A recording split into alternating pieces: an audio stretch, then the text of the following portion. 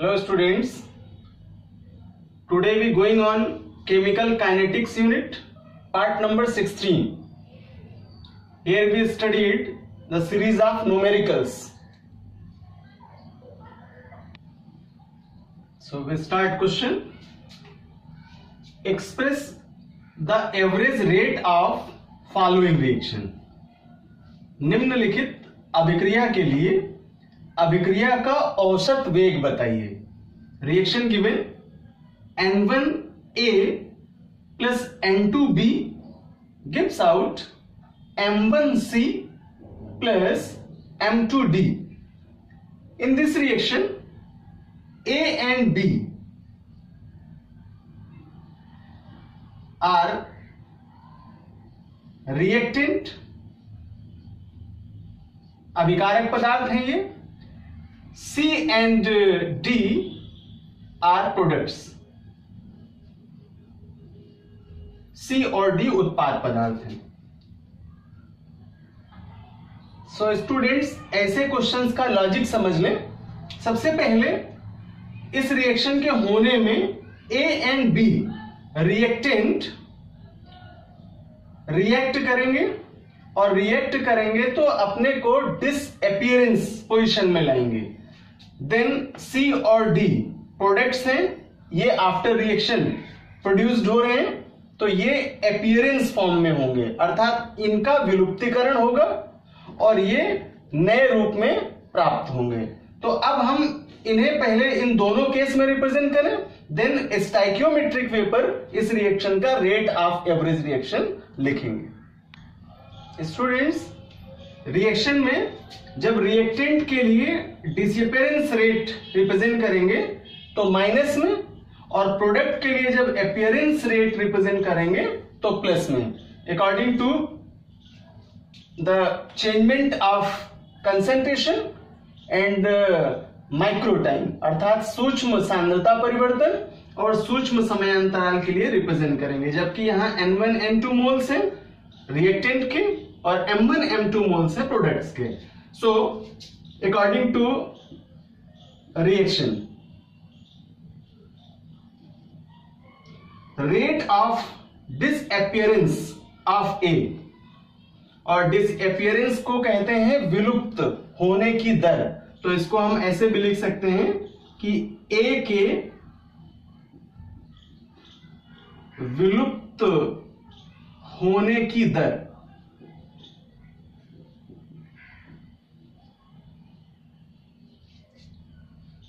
Equals to minus delta से पहले इनके मोल्स को रिप्रेजेंट कर लें 1 upon N1 delta active mass of A upon delta T for A substance के लिए. इसी प्रकार रिप्रेजेंट करेंगे B सबस्टेंस के लिए rate of disappearance of B, या B के लिए विलुप्त होने की दर, और इसे रिमार्क करेंगे माइनस, इसका मोल N2 दे रखा है इसलिए 1 upon N2 delta active mass of B upon delta T से. तो ये तो पार्ट हुआ हमारे रिएक्टेंट के लिए डिसअपीयरेंस का. देन सेकेंड टर्म में फॉर प्रोडक्ट के लिए, और प्रोडक्ट का जब फॉर्मेशन होगा तो डिसअपीयरेंस कन्वर्ट होगा अपीयरेंस में, क्योंकि यहां निर्माण हो रहा है. तो निर्माणिक प्रक्रिया को हम बनने की दर कहते हैं, अर्थात रिप्रेजेंट करें rate of appearance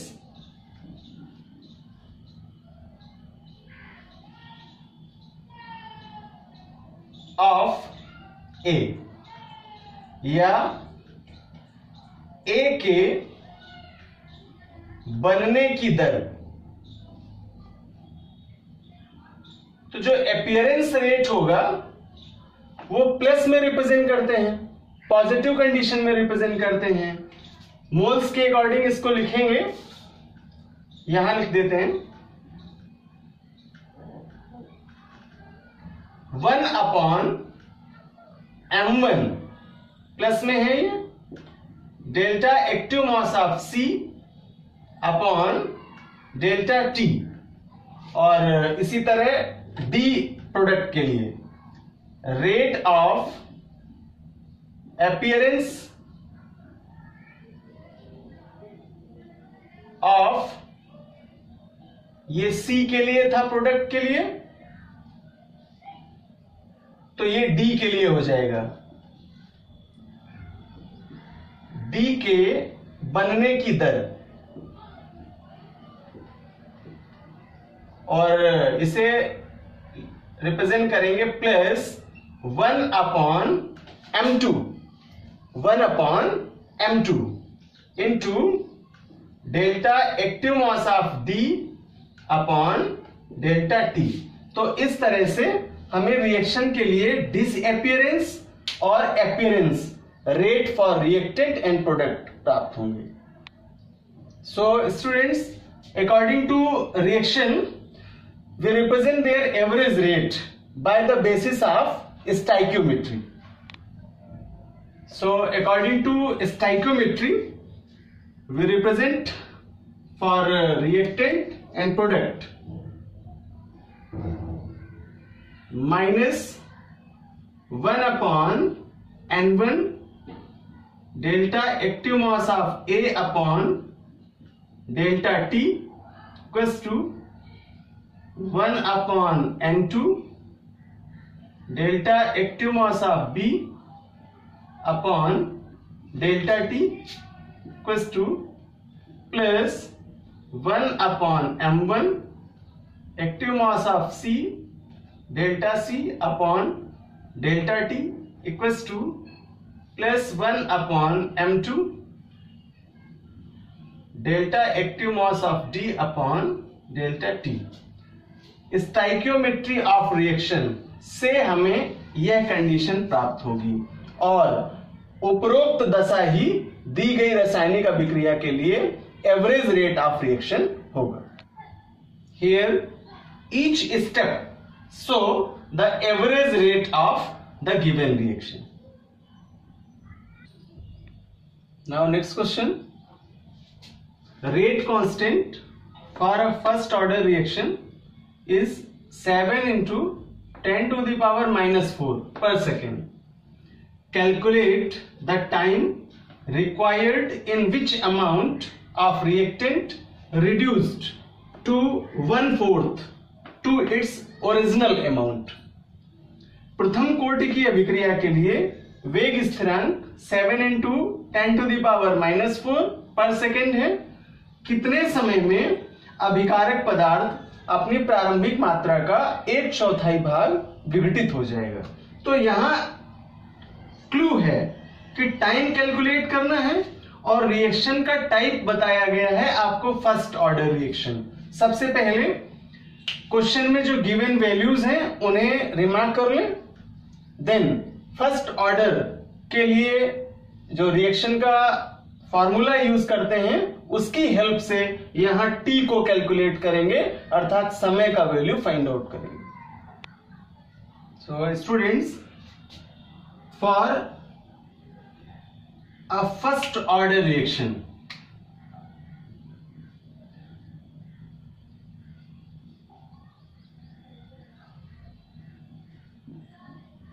we know that mathematical condition is represented by k equals to 2.303 upon t log 10 a upon a minus x। प्रथम कोटि की अभिक्रिया का व्यंजक सूत्र निम्न रूप में हम लोगों ने पढ़ा है। अब यहां क्वेश्चन में इसके अकॉर्डिंग वैल्यूज पुट अप करें, देखें कि क्या क्या दिया है हमें। तो सबसे पहले कह रहा है रेट कांस्टेंट फॉर रिएक्शन, यानी के का वैल्यू है। वेग स्थिरांक या रेट कांस्टेंट को के से रिप्रेजेंट करते हैं। It's value is 7 into 10 to the power -4.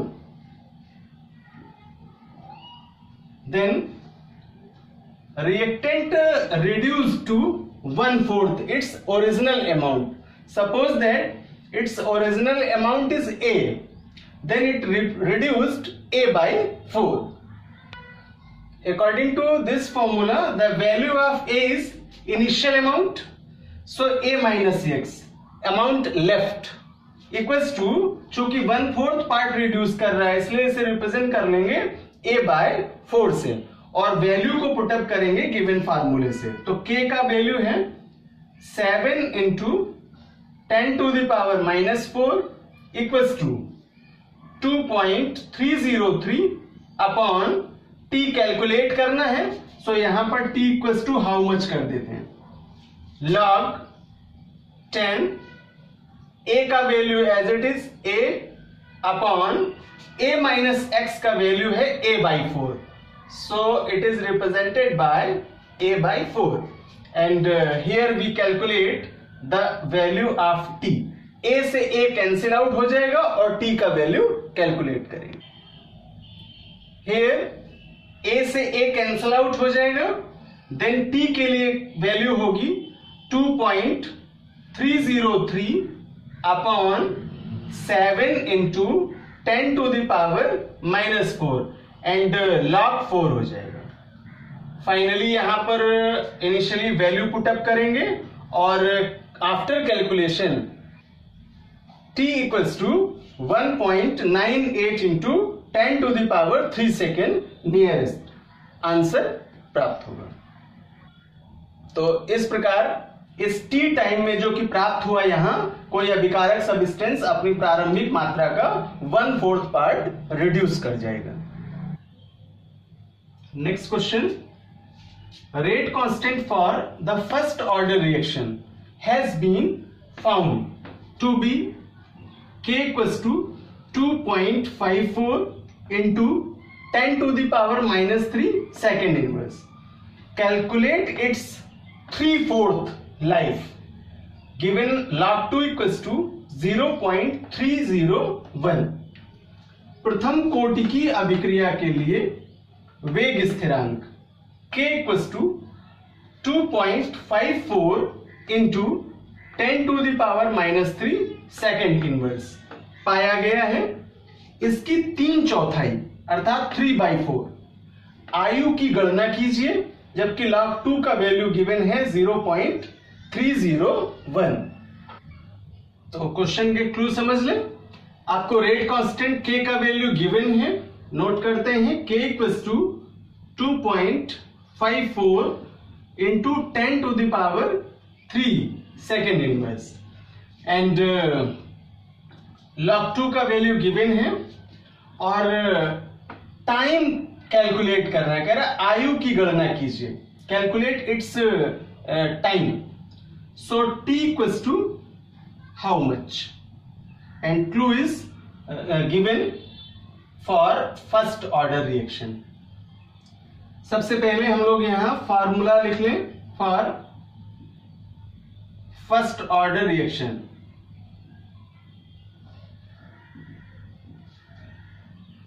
K equals to 2.303 upon T log 10 A upon A minus X। अब इस फॉर्मूले की हेल्प से T का वैल्यू फाइंड आउट करेंगे। पहले A को रिप्रेजेंट करें, suppose that A equals to A ले लें या 1 ले लें, then A minus X equals to 1 minus 3/4 calculate करना है, 3/4, देन वैल्यू इज 1/4, या अगर A का वैल्यू A ले लेते हैं then A minus X is A/4। So we put up the value in the given formula. K के लिए वैल्यू है 2.54 into 10 to the power -3 equals to 2.303 upon T calculate करना है, log 10 A का value अगर 1 है देन a माइनस एक्स का value हो जाएगा 1/4। फाइनली t के लिए t equals to 2.303 upon 2.54 into 10⁻³ and log 4 और इसकी वैल्यू को पुटअप करेंगे। इसे रिप्रेजेंट कर सकते हैं t equals to 2.303 upon 2.54 into 10⁻³ and 2 log 2। तो चूंकि गिवन वैल्यू log 2 का है तो मल्टीप्लाई करा लें, या डायरेक्टली जब मल्टीप्लाई कराएंगे तो वही log 4 के लिए वैल्यू हो जाएगी। So equation is t equals to 0.303 upon 2.54 into 10⁻³ into, और फाइनली मल्टीप्लाई करा करके वैल्यू रख लेंगे तो आएगा 0.602, और इसे कैलकुलेट करेंगे तो यहां से हमें t का आंसर प्राप्त होगा। सो t इक्वल्स टू 545.82 सेकेंड। तो यह है इस प्रकार से आयु का वैल्यू होगा, यानी इस समय का मान होगा। Now next question, for a first order reaction half life of the reactant is 1250 years. Calculate its average age. प्रथम कोटि की अभिक्रिया के लिए किसी अभिकारक पदार्थ की अर्ध आयु 1250 वर्ष है, तो इसकी औसत आयु की गणना कीजिए। क्लू रिमार्क करें, रिएक्शन फर्स्ट ऑर्डर की है, टी हाफ आपको दिया है और यहां से TA का वैल्यू कैलकुलेट करना है या टाउ का वैल्यू कैलकुलेट करना है। टी हाफ के संबंध में हम लोगों ने डिस्कशन किया था पिछले टॉपिक्स में कि क्या रिलेशन है टी हाफ का टाउ से, अर्थात औसत आयु और अर्ध आयु में क्या संबंध है। तो वह रिलेशनल फार्मूला इस तरह के क्वेश्चंस में यूज किया जाएगा। सबसे पहले वैल्यूज देख लें और फिर फार्मूला यूज करें। According to question, for first order reaction T half equals to 1250 years and T equals to how much. अर्ध आयु दी है, औसत आयु का मान ज्ञात करना है। फार्मूला, रिलेशनल फार्मूला था T equals to 1.44 into T half, अर्थात औसत आयु अर्ध आयु का 1.44 गुना होती है। तो according to this formula value put up करें, T equals to 1.44 into T half का वैल्यू है 1250, मल्टीप्लाई करेंगे देन TA का वैल्यू होगा 1800 ईयर्स। तो इस प्रकार से औसत आयु का मान प्राप्त होगा।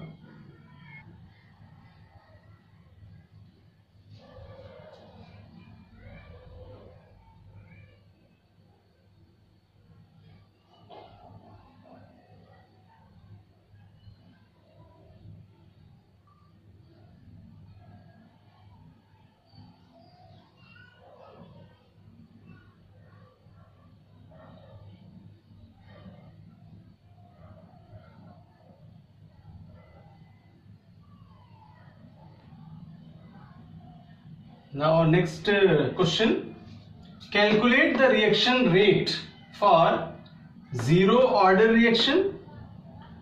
शून्य कोटि की अभिक्रिया के लिए वेग दर ज्ञात कीजिए, जबकि रिएक्शन है A + B gives out C।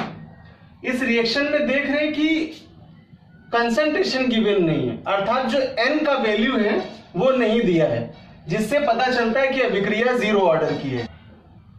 तो उपरोक्त अभिक्रिया के लिए for zero order reaction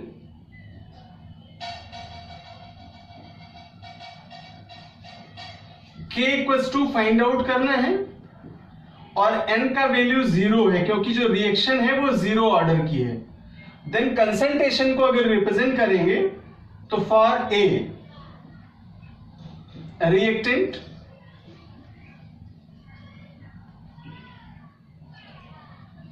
concentration for a reactant equals to active mass of A की power 0 and concentration for B reactant